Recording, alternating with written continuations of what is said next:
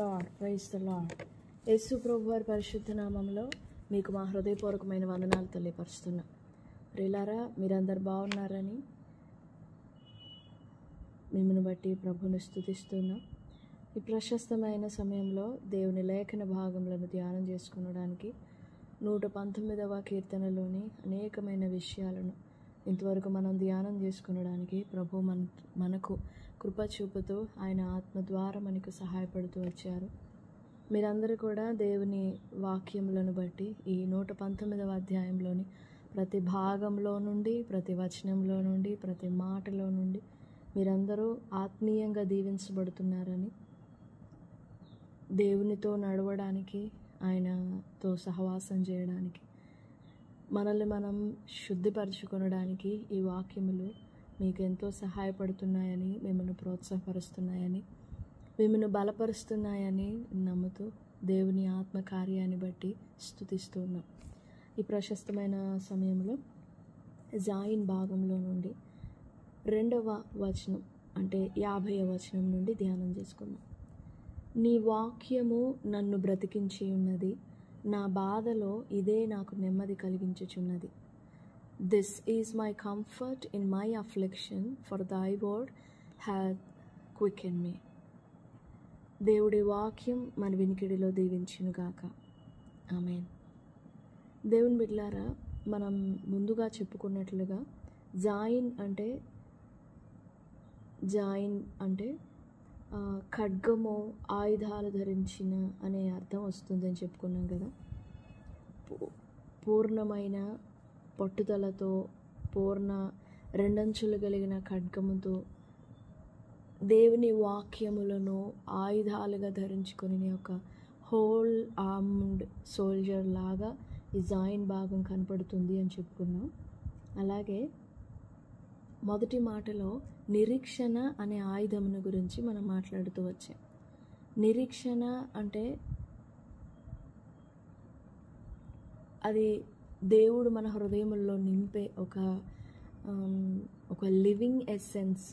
దేవుడు మనల్ని బ్రతికించడానికి, దేవుడు మనల్ని ముందుకు తీసుకువెళ్ళడానికి, మన జీవితంలో ఎదురయ్యే ప్రతి పరిస్థితుల్లో కూడా మనల్ని ముందుకు నడిపించడానికి ఆయన మన పక్షముగా క్రియ చేసే ఒక ఆత్మకార్యమే నిరీక్షణ అనేది. మనల్ని ముందుకు తీసుకువెళ్ళడానికి, మనల్లో నిలిపి ఉంచి ఆయన ఆత్మకార్యమే నిరీక్షణ. ఈ ప్రస్తుతపు మాటలో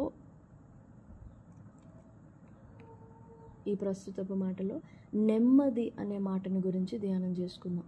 నెమ్మది.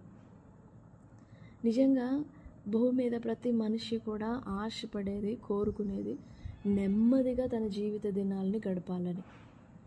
ఏ బాధ లేకుండా, రోగం లేకుండా, అప్పు లేకుండా, తినడానికి చక్కని తిండి, తన ఆరోగ్య విషయంలో నెమ్మది, జీవితంలో, కుటుంబంలో శాంతి సమాధానాలతో తన జీవితాన్ని వెలుబుచ్చాలని కోరుకుంటాడు. ప్రతి మనిషి కూడా అదే కోరుకుంటాడు. డబ్బు ఉన్నవాళ్ళైనా అదే ఆశపడతారు, లేని వారైనా అదే ఆశపడతారు. ఎంత దీన దరిద్ర స్థితిలో ఉండినా కానీ మనం అదే నెమ్మదిగా జీవితం గడపాలి అని ఆశపడతారు. కానీ ఈ నెమ్మదిని మన హృదయాల్లో, మన జీవితాల్లో సంపాదించుకోవడం అనేది ఖచ్చితంగా అది దేవునికి సంబంధించినది, పరిశుద్ధ దేవునికి సంబంధించినది. ఎందుకంటే ఒక మనిషి ఎప్పుడు కూడా తన జీవితంలో ఎవరినైనా గమనించండి, ఏదో ఒక దాని విషయంలో తరుమబడుతూ ఉంటాడు. ఏదో ఒక దాని విషయంలో తొందరపడుతూనే ఉంటాడు. ఏదో ఒకటి వెంబడిస్తూనే ఉంటుంది. కొన్నిసార్లు కొంతమందికి ఆరోగ్య సమస్యలు ఉంటాయి, కొంతమందికి బలహీనతలు ఉంటాయి, కొంతమందికి వివిధ రకాలుగా ఒక్కొక్క మనిషి కూడా తరుమబడుతూ ఉంటాడు. ఏదో ఒక దాని విషయంలో తరుమబడుతూ ఉంటాడు. మనస్సున పుట్టే ఆలోచనలు తరుముతూ ఉంటాయి, కంటికి కనపడే పరిస్థితులు తరుముతూ ఉంటాయి. హృదయంలోనే మనిషికి శత్రువు బాహ్య ప్రపంచంలో లేడు, కానీ మనిషికి శత్రువు అంతా కూడా మనస్సే. హృదయంలో పుట్టే తలంపులే, హృదయంలో పుట్టే ఆలోచనలే మనిషిని దేవునికి దూరం చేసేది, మనిషిని దేవునికి దగ్గర కాకుండా ఆటంకపరిచేది ఇదే మనస్సే. ఆశపడతాం నేను ఈసారికి పూర్తిగా నేను దేవుని మీద ఆనుకోవాలి, ఇంకెట్లాగైనా కానీ ఇంక నేను ఈ భయాలు ఈ ఇబ్బందులు అన్నీ వదిలేసుకొని వాటిని చూడకుండా పట్టించుకోకుండా నేను దేవుని వైపు చూసి నెమ్మది పొందుకోవాలి అని అనుకుంటాడు, కానీ నెమ్మది పొందలేడు. సరే, ఈ భాగంలో కీర్తనకారుడు ఒక అద్భుతమైన విషయాన్ని మనకు నేర్పిస్తున్నాడు. ఆ మాటని గురించి కొన్ని విధాలుగా మనం ఆలోచన చేస్తూ ఆ మాట యొక్క ఆయుధం ఎలాంటిది, ఆ నెమ్మది అనే ఆయుధము ఎలాంటిది, దాన్ని మనం ఎలా సంపాదించుకుంటాం అనే విషయాన్ని మనం ధ్యానం చేద్దాం. ఇందులో నీ వాక్యము నన్ను బ్రతికించి ఉన్నది, ఇదే నాకు నా బాధలో ఇదే నాకు నెమ్మది కలిగించుచున్నది. This is my comfort in my affliction. ఇంగ్లీష్లో ఉంటుంది, దై వర్డ్ హ్యాత్ క్వికెండ్ మీ. నన్ను బ్రతికించి ఉన్నది అనే వర్డ్ దగ్గర క్వికెండ్ మీ. నీ వాక్యం నన్ను క్వికెండ్ మీ, నన్ను త్వరపెట్టింది. అంటే నేను జీవోత్సవంలాగా, నేను ఒక జీవం లేని వ్యక్తిని వలె కృంగిపోకుండా నీ వాక్యము నన్ను కదిలించింది, నా ప్రాణములో ఆశ పుట్టించింది, నా ప్రాణములో క్రియ చేసింది అనే భావం వస్తుంది. సరే, ఇక్కడ కీర్తనకారుడు అంటున్నాడు, నీ వాక్యము నాకు నెమ్మది కలిగిస్తుంది. నీ వాక్యము నన్ను బ్రతికించి, ఆ బ్రతికింపబడిన ఆ విధానము వలన నాకు నెమ్మది కలుగుతుంది. పై వచనాన్ని కూడా జాయిన్ చేసి చూసినట్లయితే, నీ సేవకునికి దయచేయబడిన మాట జ్ఞాపకం చేసుకునుము, దాని వలన నిరీక్షణ పుట్టించి ఉన్నావు. ఆ నీ వాక్యము నన్ను బ్రతికించి ఉన్నది, నాకు నిరీక్షణ ఇచ్చింది, నన్ను బ్రతికించింది. ఆ నిరీక్షణ ఇచ్చి బ్రతికించిన మాట నాకెంతో నెమ్మదిగా ఉంది, నాకు చాలా నెమ్మది కలిగిస్తుంది అని కీర్తనకారుడు మాట్లాడుతున్నాడు. నెమ్మది అంటే మూల భాషలో నిఖుమ ఆర్ నెఖెమ. నెహెమ్యా అనే పేరుకు కూడా నెమ్మది అనే అర్థం వస్తుంది.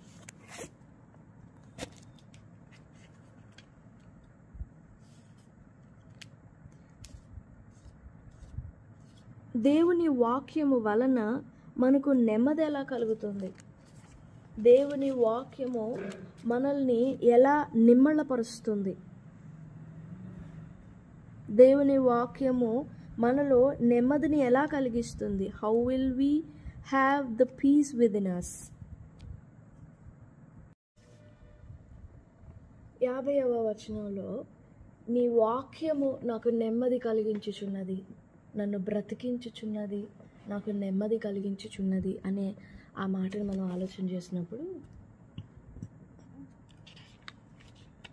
యోబు గ్రంథం 6వ అధ్యాయము 10వ వచనంలో యోబు అంటాడు, నేను పరిశుద్ధ దేవుని మాటలను ఒప్పుకొనకుండలేదని ఆదరణ పొందుదును, నేనెంత వేదన పడుచుండిననో దానిని బట్టి హర్షించుదును. దేవుని పరిశుద్ధ మాటలను నేను త్రోసివేయలేదని, ఒప్పుకొనకుండా ఉండలేదని, ఒప్పుకున్నానని, ఏ పరిస్థితుల్లో కూడా నేను దేవుని మాటలను విన్నప్పుడు, దేవుని మాటలను ధ్యానించినప్పుడు, దేవుని ఆలోచనలను నేను తలపోసుకున్నప్పుడు, ఏ విషయంలో కూడా, ఏ పరిస్థితుల్లో కూడా నేను ఆ మాటలను దాటిపోలేదు. నేను ఆ మాటలను దాటి ప్రవర్తించలేదు, ఆ మాటను మీరిపోలేదు. నేను అలా ప్రవర్తించినందుకు ఇప్పుడు నేను ఆదరణ పొందుతున్నాను. అంటే ఇక్కడ యోబు దేవుని పరిశుద్ధ మాటను హైలైట్ చేసి దేవుని పరిశుద్ధ మాటలను హత్తుకుంటున్నాడు. 119వ కీర్తన 50వ వచనంలో కీర్తనాకారుడేమో వాగ్దానము పైన, అంటే సెలవిచ్చిన మాట, నీ సేవకునికి దయచేసిన మాట నిరీక్షణ కలిగించింది కదా, ఆ నిరీక్షణ కలిగించిన మాట బ్రతికించింది. ఆ బ్రతికించిన మాటని వాగ్దానము వలె గట్టిగా పట్టుకుంటున్నాడు. ఆ మాట మీద ఆధారపడుతున్నాడు కీర్తనకారుడు. కంఫర్ట్, నెమ్మది అనేది it is the inward consolation that steadies the believer amid distress. Unlike fleeting relief, the term speaks of a God-centered solace that restores courage and reinforces fidelity and renews hope. ఆంతర్యంలో ఈ నెమ్మది అనేది, ఈ నిఖాం or నఖాం అనే ఈ నెమ్మది, దేవుడు మన హృదయంలో కలిగించే ఈ నెమ్మది మన ప్రాణాత్మ దేహములను కామ్ చేస్తుంది. అంటే మన జీవితంలో, మన లైఫ్లో జరగవలసిన పద్ధతులు, మనం ఎలాంటి క్రియలను అనుభవించవలసి ఉన్నామో, మనం ఎలా నడవవలసి ఉన్నామో, మన ఆలోచనలు మనం శరీరానుసారంగా నడిపించబడుతున్నా, మనము శరీరానుసారంగా ప్రవర్తిస్తున్నా, మన హృదయంలో ఆయన పెట్టిన ఊపిరి, ఆయన పెట్టిన ప్రాణము చాలా ఇబ్బంది పడుతుంది. ఎందుకంటే ఇది దేవుని స్వభావం, దేవుని పోలికలో నిర్మింపబడిన దేహం కదా, చాలా ఇబ్బంది పడుతుంది, చాలా బాధపడుతుంది, చాలా సఫర్ అవుతుంది ఈ ఆత్మ, ఈ ప్రాణం. అయితే ఎప్పుడైతే దేవుని మాట మన హృదయంలో నింపబడుతుందో, ఎప్పుడైతే దేవుని మాట మనల్ని బ్రతికించినట్లుగా మనము జీవిస్తామో, ఎప్పుడైతే దేవుని మాట పలానా చీకట్లో నుండి, పలానా పాపంలో నుండి, పలానా అవిధేయతలో నుండి, పలానా అవిశ్వాసంలో నుండి మన ప్రాణాన్ని బ్రతికిస్తుందో, అప్పుడు this body will calm down. For an example మనకు అర్థం అవ్వాలంటే, యేసు ప్రభు వారు ప్లస్ శిష్యులు అందరూ కలిసి ఓ దోణిలో ప్రయాణం చేస్తూ వెళుతున్నారు. ఆయన దోణి అమరమున పడుకున్నారు, నిద్రిస్తూ ఉన్నారు. అప్పుడు శిష్యులందరూ బయట, అంటే మామూలుగా దోణిలో ఉన్నారు. అప్పుడు గాలివానతో పెద్ద తుఫాను స్టార్ట్ అయింది. అప్పుడు ఆ తుఫాను సముద్రంలో ఆ సముద్రం మీద నడుస్తున్న ఓడను అటు ఇటు తేల చేసేస్తుంది. వాళ్ళు చాలా ప్రయత్నిస్తున్నారు ఆ ఓడను స్టడీగా నిలబెట్టడానికి, ఆ ఓడను స్ట్రైట్గా నిలబెట్టడానికి చాలా ప్రయత్నిస్తున్నారు. కానీ వాళ్ళ ప్రయత్నాలు ఏవి కూడా వారికి హెల్ప్ అవ్వట్లేదు. అందుకు ఓడ అమరమున ఉన్న ప్రభు గుర్తుకొచ్చారు. ఇదేంటి ప్రభు, మనం ఇంత సఫర్ అయిపోతున్నాం కదా, మన ప్రాణములు ఇంత ఆయాసపడుతున్నాయి కదా, మనం ఇంత తొందరపడుతున్నాం కదా, ఆయన ఏంటి కూల్గా నిద్రపోతున్నాడు? As if everything is in his control, as if he can control anything.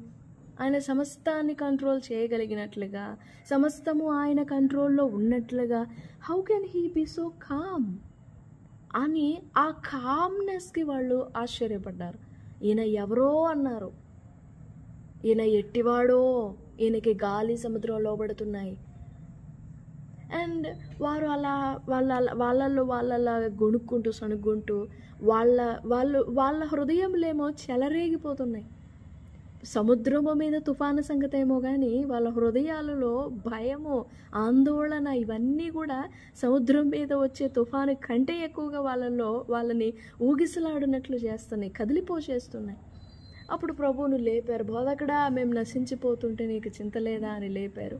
అప్పుడు ప్రభువు లేచి, అల్ప విశ్వాసులారా, ఇంతదానికి మీరు భయపడాలా? అసలు ఏమైందని మీరు అంత భయపడుతున్నారు?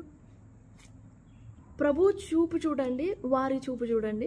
ప్రభు ఏమో ఇంత మాత్రానికి మీరెందుకు భయపడుతున్నారు అని, ఇంత మాత్రమేనా అని అన్నారు. కానీ వారేమో మేము నశించిపోతున్నాం, నీకు చింత లేదా? శిష్యులు చూస్తున్న విధానము, ప్రభు చూస్తున్న విధానానికి ఎంత తేడా ఉందో గమనించండి. వారేమో చుట్టూ ఎగిసిపడుతున్న అలల్ని చూసి భయపడిపోయి అలలతో సహా కదిలిపోయారు. కానీ ప్రభువు చాలా నిశ్చింతగా ఉన్నారు. చాలా నిమ్మళంగా ఉన్నారు.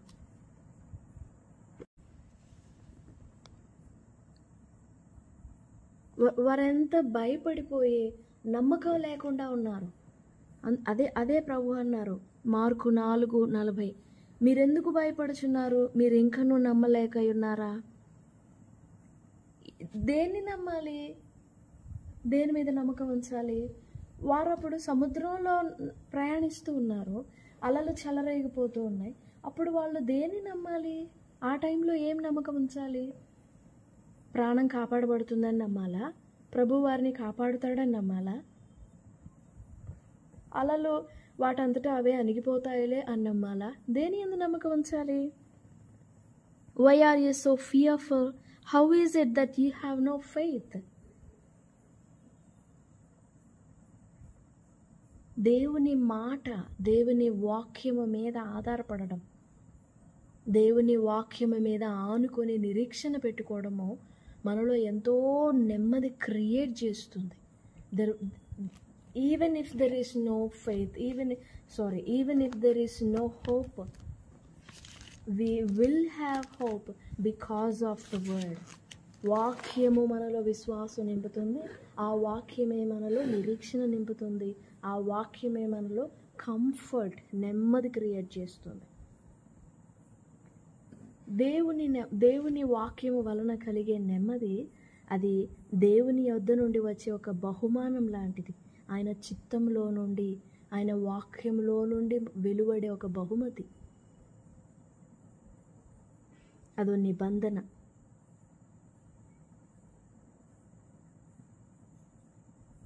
ఈ నెమ్మది ఎమోషనల్ ఎక్స్ప్రెషన్ అన్నమాట. Accompanying consolation. ఎమోషనల్గా, భావోద్రేకముగా మనము భయపడుతున్నప్పుడు మనలో నెమ్మది కలిగించి ఆ ఉద్వేగాలను అణిచివేస్తుంది. దాని తర్వాత ఆ నెమ్మది మనలో సమాధానము, శాంతి నింపుతుంది. Shalom, peace, the settled wholeness that results when God's comfort permeates life. And then ఆ సమాధానము, ఆ నెమ్మది మనలో కెసద్, దేవుని కనికరము, the covenant backdrop that secures lasting comfort. పొందిన నెమ్మదిని శాశ్వతమునకు మనలో నిలిపి ఉంచుతుంది కెసద్. ఈ విధంగా దేవుని వరమును మనలో నింపుకుంటాం. అదే మన ఆయుధం. దావీదు అదే అంటున్నాడు, నిరీక్షణ పుట్టించావు కదా, నీ మాట దయచేసి, ఆ మాట నన్ను బ్రతికిస్తుంది, ఆ మాట నన్ను బ్రతికిస్తుంది, ఆ మాటలో నుండి నేను నెమ్మది పొందుకుంటున్నాను. నిజంగా మనము దేవుని మాటలో నుండి నెమ్మదిని పొందుకోవాలి. మనం ఎట్టి పరిస్థితుల్లో ఉండిన నెమ్మదిని మన హృదయానికి దయచేయాలి. ఆ మాట మనం వింటాము కానీ నెమ్మదిని తీసుకున్నాము. దేవుని మాట సృష్టించే కార్యాలను తీసుకోము. మనం నమ్మగలిగినంత వరకే, మనకు అర్థమైనంత వరకే ఇది పాసిబుల్, ఓకే ఇది జరుగుతుంది అని అనుకున్నప్పుడే, అది కూడా దేవుని వాక్యం ఇది చేయగలదు అని నమ్మినంత మాత్రానే నెమ్మది పొందుతాం. ఈ ప్రశస్తమైన సమయంలో దేవుని బిడ్డలారా, దేవుని వాక్యము మన ప్రాణాత్మ దేహములలో నెమ్మదిని నింపాలి. The word calms down everything. The word is the one who created this whole universe. And the word is the one who came down as flesh for us to lay down his life. And the word is the one who is still speaking to us in these days. So the word alone brings comfort to us. And we should cling unto that word. We should abide in that word. ప్రభు సహాయం వేడుకుందాం. ప్రభువా, నా మనస్సుకు, నా ప్రాణానికి నేర్పండి. నీ మాట నాలో ఓదార్పునివ్వాలి, నీ మాట నాలో నెమ్మది నింపాలి. నాకు సహాయపడండి అని ప్రభు సన్నిధిలో వేడుకుందాం. దేవుడి మాటలు మన వినికిడిలో దీవించును గాక. ఆమేన్, ఆమేన్.